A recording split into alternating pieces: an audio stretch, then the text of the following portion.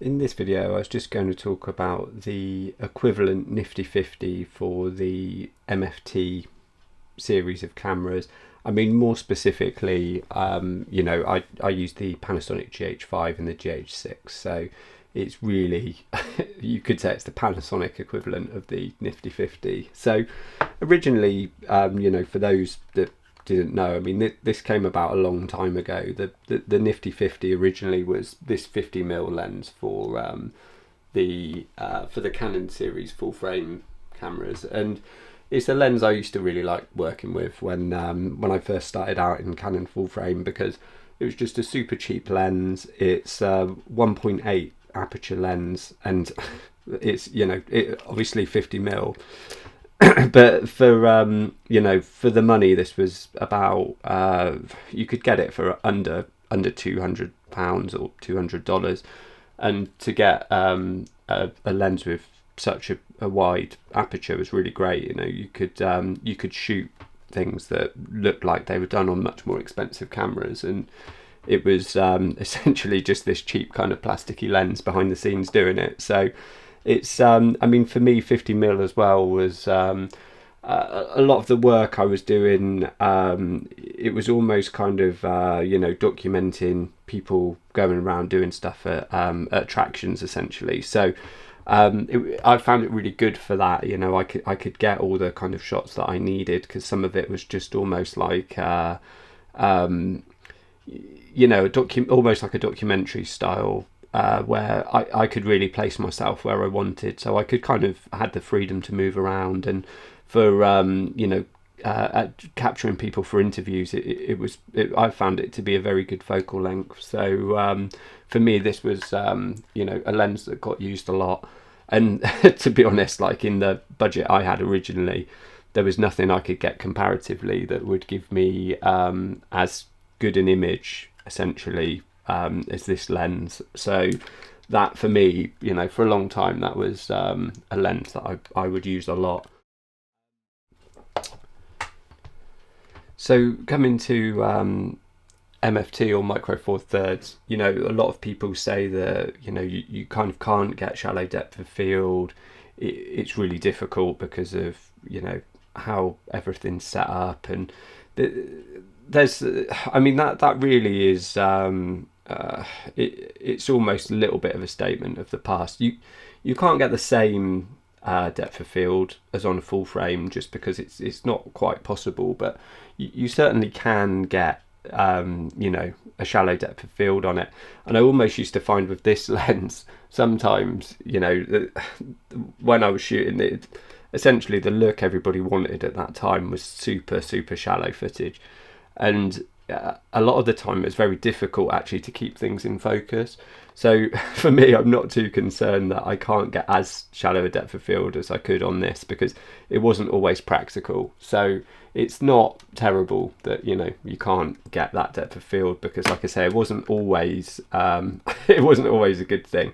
But for photos and things like that, you could get some amazing kind of shots from it. But it's it's one of those things where it's both I guess a blessing and a curse to be able to get that much kind of depth of field in shots, because it's you sort of want to use it all the time, but it's very hard sometimes to see the exact focus plane when you're shooting, so it's quite difficult.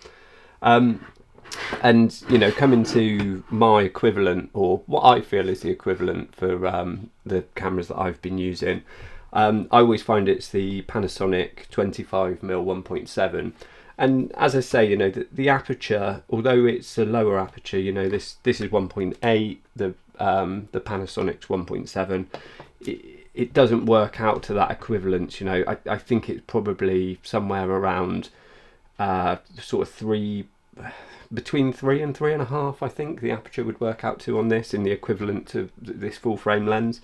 But it's very good, and the 25mm aspect of it essentially matches up to the 15mm aspect here, because it's 2 times essentially for MFT compared to full frame. So you know, it matches up quite well as a lens that gives you quite a similar look. And again, it's in the same kind of price range, the same kind of budget. You can pick them up from between 100 and 200 kind of pounds or dollars. I'll leave a link in the description where you can kind of check out this lens. It's like I say, I think if you're just starting out, it can be a really great lens. You know, like I say, it's not it's worth considering. It's not weather sealed. It's quite a kind of, I wouldn't say cheap. I don't think it's a cheap lens, but it's quite a, you know, it is a plasticky lens. It's it's certainly not, you know, it's not premium. It's not it's not like you know, anywhere near the equivalent of even some of the kit lenses, or certainly the Leica lenses. It's not that spec, but it gives a very nice image for the price. And yeah, it's a good all-rounder. And this, one of the nice things about it, actually, I mean, it doesn't have, it hasn't got a on-off focus button, or stabilization, actually, for that matter. But it's kind of fine, because the actual camera obviously has the in-body stabilization, so that's not a problem. And you've also got the option to switch into manual focus in the camera, so you know, they're not like massive drawbacks or anything. And one of the things I actually do like about it is this this focus ring on it is so thick, and it's quite nicely, like, it's got quite nice teeth on it, so you can actually mount this up to, say, like a follow focus or something, and it works pretty well, surprisingly well, because, you know, with the original Nifty 50, the Canon 50mm, if I ever wanted to try and get this on a follow focus or try and do any kind of manual focusing, it was a nightmare, because this is the focus ring on it, and it's absolutely tiny. And it's this is obviously all the focusing's internal on this lens, which is brilliant. Like, the, you know, it's not moving around, whereas on this one it was a bit of a, you know, it's quite kind of clunky. But you know, this is obviously an older lens now, and like I say, for the money, still great value. There's nothing wrong with either lens. But yeah, you know, I like the focus on this. The main downside for me about this lens is the filter thread size. So the thread size, you can just about see on there, it's a 46mm thread size, which is absolutely tiny, especially compared to, say, you get the kit lens or something with the camera. The thread size on that is 62, and that's really kind of worlds apart in terms of filters. So really, you'd either need to get separate filters or have a lot of step up and step down rings going on.